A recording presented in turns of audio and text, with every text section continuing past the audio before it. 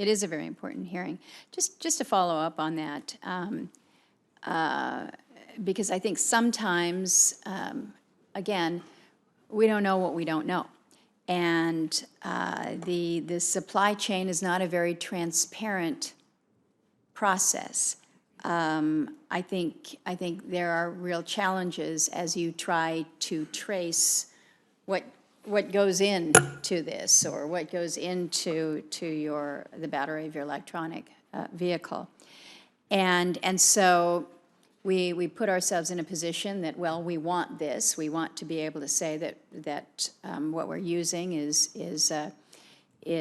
not only derived in an environmentally sensitive and sound manner, but that from a human rights perspective, we've all done right. And in fairness, it is difficult, it is challenging. Somebody noted the Washington Post article, which I too had read, which I thought was very well done, with regards to how lithium is being extracted in the Congo. And you look at that and say, individually, we need to be doing something. Collectively, we need to be doing even more. But in fairness, and I guess I'll throw this to you, either Mr. Mills or Assistant Secretary, what more can we be doing to improve the transparency in the supply chain? Because I think right now, a lot of folks just don't know. And maybe they don't care, maybe they don't want to know, maybe they just want the product, maybe they just want to believe that there is free energy. But I think that this is a challenge for us when, as an issue, it is not clearly understood. So, jump in here, Mr. Simmons. So I'll start on that one. Interested to hear what Mr. Mills has to say. I think one of the best things that we can do about the supply chain, about this supply chain transparency, is to have U.S. supply chains, or supply chains that are based in countries like Canada, the United States, Australia. I had the chance a little while ago to visit the Rio Tinto's Kennecott Bingham Canyon mine in Utah, and one of the byproducts of producing copper there is gold and silver. And Tiffany's, the jewelry company, buys their gold and silver. Like you saw how incredibly transparent that supply chain was. Well, it's because it is one of the largest global miners and a large jewelry company, and they are very cognizant of those challenges. And that's one of the most important things. One, we have to raise the issue of the challenges of supply chain, and two, when it occurs in the United States, it is at another level of transparency. As been noted earlier, when it is run by state-owned enterprises, when it's illegally obtained, there's no transparency there. And so the place like the United States, like Canada, like Australia, it is just another level of transparency that you don't get anywhere else. Mm-hmm. I couldn't agree more. I couldn't elaborate on that. If the transparency comes by having a supply chain in countries where you can be transparent.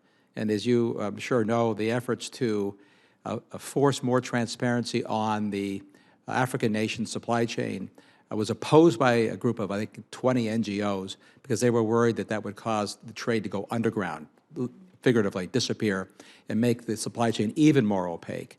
Maybe the short answer to how to make the supply chain better is through a very old technique called shaming. And that's a little bit of what's been going on in consumer groups, and I think that might help, because shaming can often work in cultures. Even in the non-Western cultures, it works. Let me ask you, Ms. Carlson, you have very keenly focused on China and the role that China plays with regards to critical minerals and rare earths. And I think we recognize that in addition to not only having the resource, they have worked very aggressively with their own very specific strategy, their Made in China initiative. They're clearly looking at the full supply chain. Are there any other countries besides China that you're watching, that we should be watching, that, again, has a very clear and focused view of this? I spent a lot of my time in the Arctic, looking at the issues of the Arctic. And of course, we know we have considerable resources in the Arctic with very few people, and for some, it's cold and dark and out of the way, and there aren't a lot of investors that are looking at places like Greenland, for instance, and so China can come in and say, here, we'll help you. We'll bring in a workforce, we'll be able to extract a resource, and we'll be able to benefit you. China is very clear about that. Who else, or is there anybody else? Thank you for the question. I think there are other countries, and as you mentioned in the beginning, countries that are focusing on developing their mineral strategy writ large as a matter of their economic competitiveness, Australia being one of them. So I think it's important to look around the world and see how those policies are being developed, how they're being prioritized, and how they're ensuring sustainable production with supply chains that are transparent, and seeing what we can learn and how we can partner and move forward with a sustainable strategy ourselves. I think it's also important to recognize in those countries where minerals are concentrated, other factors that are impacting their availability, whether it's labor standards, geopolitical risks, and other factors that could really undermine access and supply to those resources. That's absolutely critical. And also looking into the Arctic, as you say, understanding that there have been investments by China and Greenland toward that end. I do think that there is a tremendous opportunity here, as Senator King asked earlier, has it been lost? And has our competitiveness been undermined?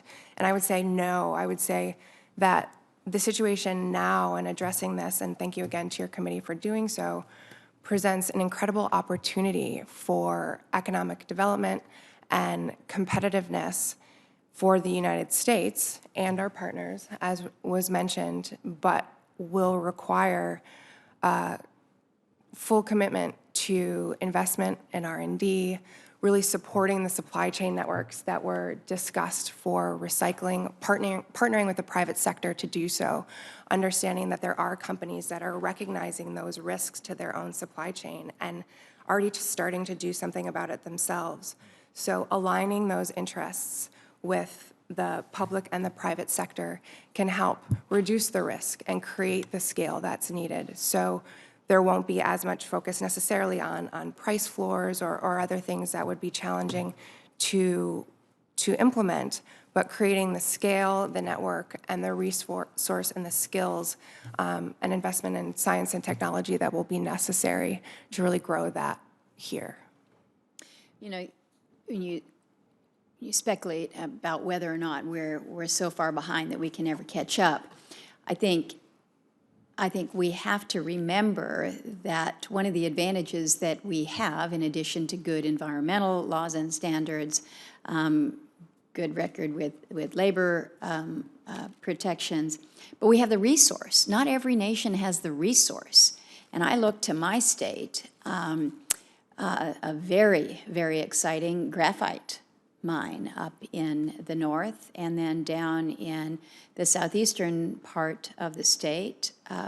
We have a very favorable opportunity for processing of rare earths down in the Bocan mountain area, and right now we have some folks that are looking to establish a processing facility there in Ketchikan, Alaska. Now, in fairness, there's some challenges with getting the investors, but when Senator Stabenow mentioned that we don't want to be in a position where we're mining the resource here and then shipping it to China, I didn't want to interrupt her, but we're doing that now. And it's my understanding that that the Mountain Pass operation in California is now reopened. And so we are mining that resource, those critical minerals that we want. But because we don't have any processing facility here in this country, we are sending it to China. And then I suppose if we're good, China will send it back to us. So it's not just theoretical, what if we have the resources here, but we don't have the processing. It is a true enough situation right now. Assistant Secretary Simmons, you were kind of challenged by Senator Stabenow with regards to your budget there. And I concurred. I was a little bit disappointed, and that's why, as an appropriator, I strongly supported the work that Chairman Alexander, the chairman of that subcommittee, did in really plussing up the EARE account. I think that is significant. I think it is important, and I certainly hope that the administration gets a very clear message that we feel pretty strongly about this and how we are able to do with minerals what we have demonstrated with regards to our energy dominance, that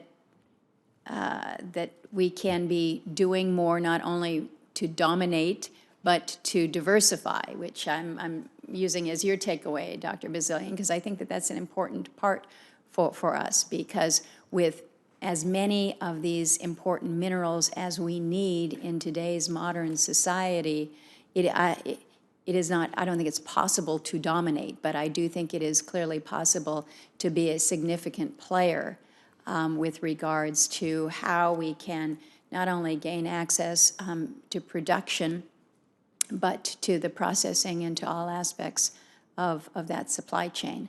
But it takes a focus. I think it takes a vision, and it takes a political willingness that I think that's where we're lacking right now, is the willingness to actually move forward with a policy. We've got an executive order that's in place. Our American Mineral Security Act, I think, is a good step with that. But in fairness, I think it needs to be a broader view and a broader vision. So that's one of the roles of this committee, is to try to look at things from 30,000 feet and figure out where we go forward. But I think this is an area where there needs to be greater education, there needs to be greater awareness, there needs to be better understanding as to the very, very significant role that minerals play in a modern society. How we extract them safely, responsibly from an environmental perspective, from a human perspective, a social perspective. It is a tall order, but it's certainly something that the United States can help lead that charge. So I thank you for contributing to a very valuable conversation here this morning, and know that in addition to all that you have provided us, other members may have questions that they will submit, and we'll include those as your responses as part of the committee record as well. So with that, we stand adjourned.